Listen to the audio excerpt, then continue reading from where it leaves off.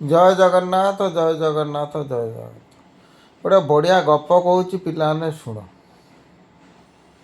ବୁଝିଲ, ଆଗକୁ ଦୀପାବଳି ଆସୁଛି, ଦଶହରା ଆସୁଛି, ତ କାମକୁ ଆସିବ ଆପଣମାନେ। ମଣିଷ ଦେହରେ କେତେ ଖଣ୍ଡ ହାଡ଼ ଜାଣିଛ? ହେଲା,